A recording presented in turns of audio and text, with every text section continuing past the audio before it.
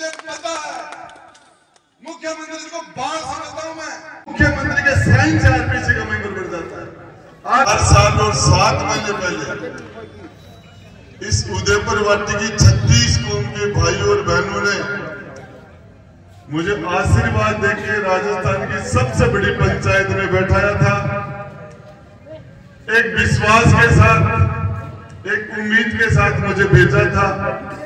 उनके पास 125 साल से पुरानी पार्टी कांग्रेस भी थी, उनके पास बीजेपी भी थी।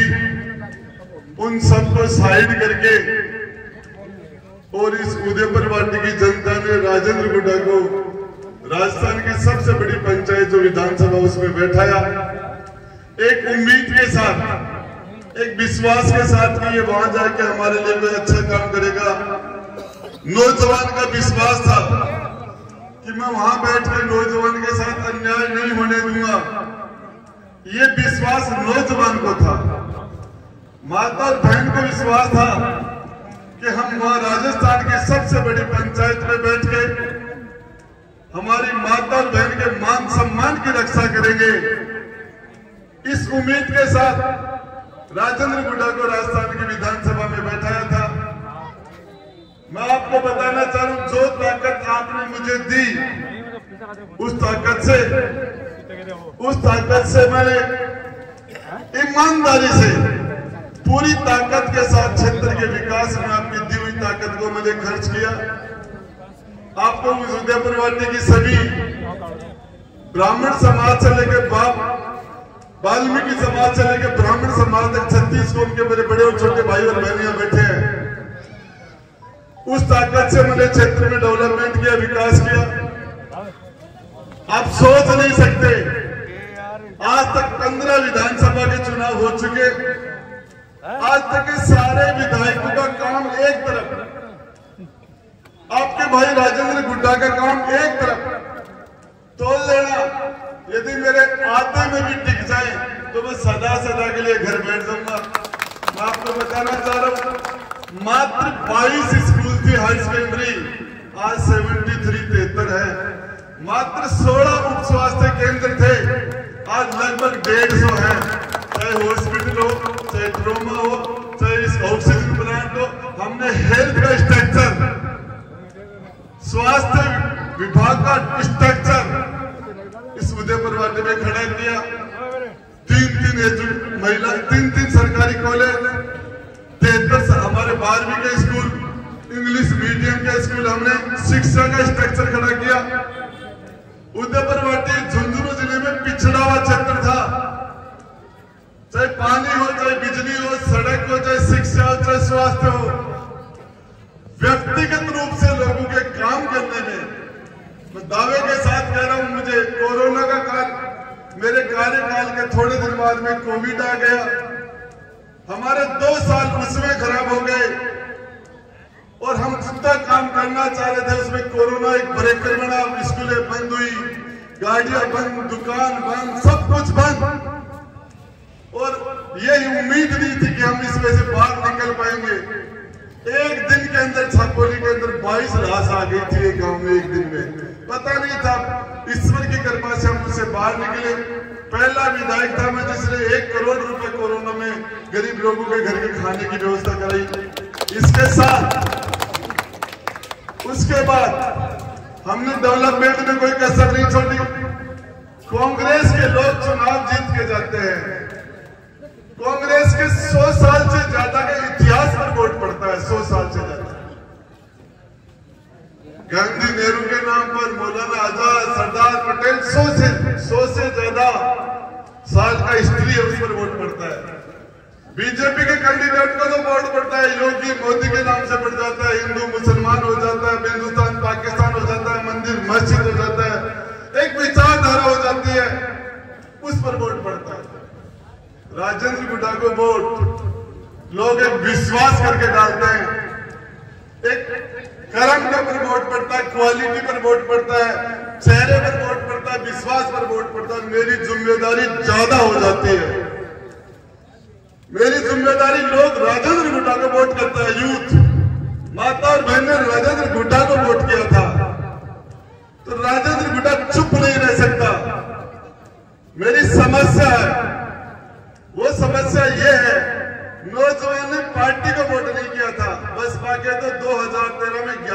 बताए थे।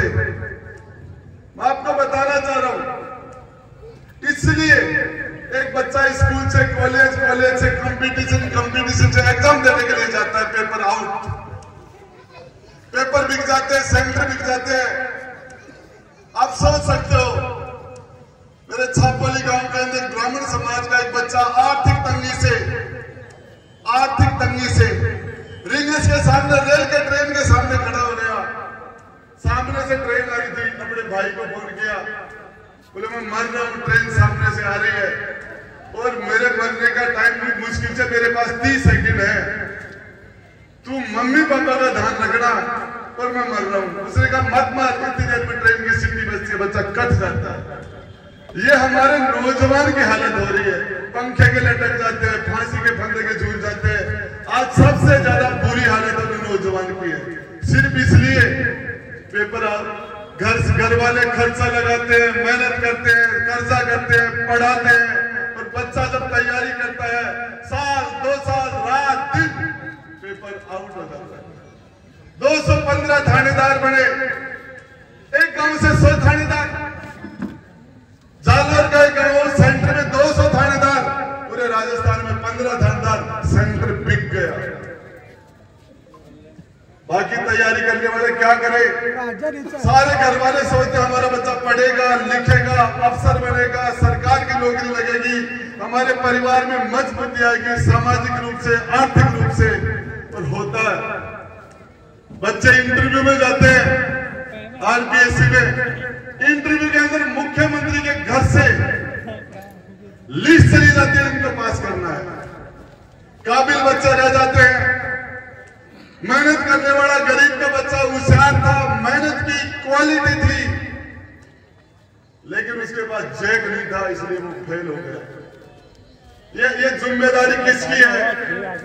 ये आरपीएससी को कौन बनाता है? ये बेड़ागर्क किसने कर रखा है? आरपीएससी के मेंबर का चुनाव नहीं होता, कंपटीशन नहीं होता, आरपीएससी का चेयरमैन मुख्यमंत्री के साइन से बन जाता है और वहां जाके एक आरपीएससी का मेंबर पेपर बेचता हुआ पकड़ा जाता है। कटारा पकड़ा गया, जेल गया। कटारा ने किसको बनाया उससे कोई पूछा नहीं जाता कि तूने ऐसे निकम्मे चोर को क्यों बना दिया, कोई नहीं पूछता।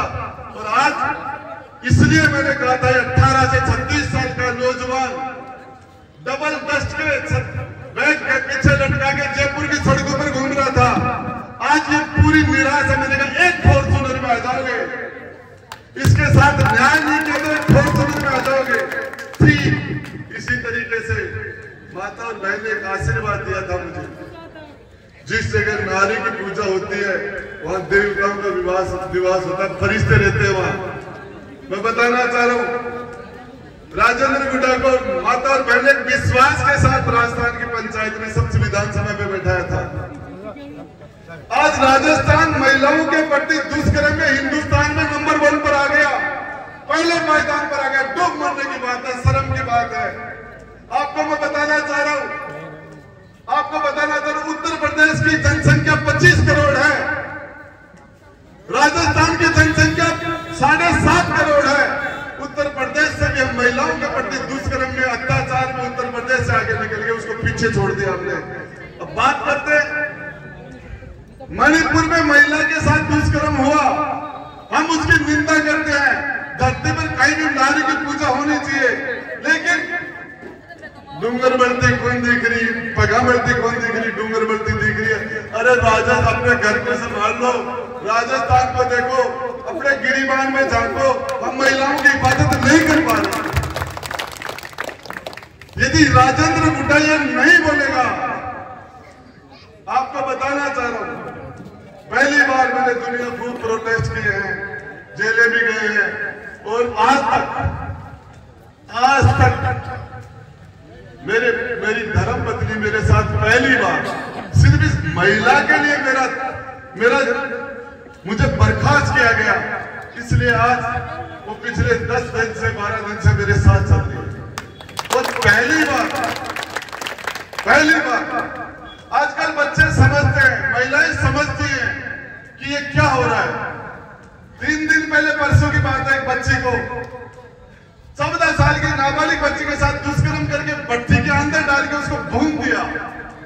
अब शेष खत्म होगा, जिंदी बच्ची को भट्टी में डाल दिया राजस्थान के भीलवाड़ा में। हमें ये जनता कैसे माफ करेगी?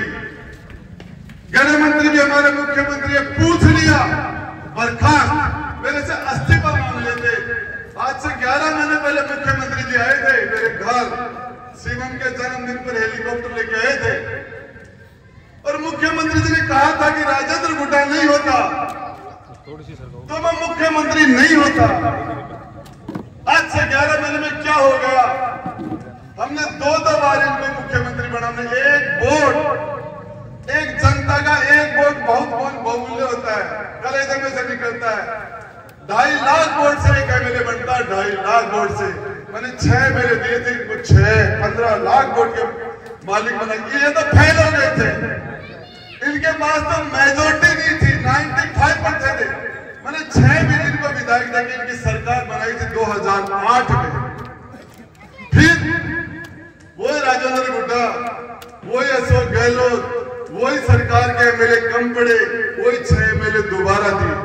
देखो सहयोग, वही 6, वही गहलोत, वही कांग्रेस, वही राजेंद्र गुड्डा, वो के 6 फिर दिए। इसके संकट के सामने इसकी सरकार को बचाया।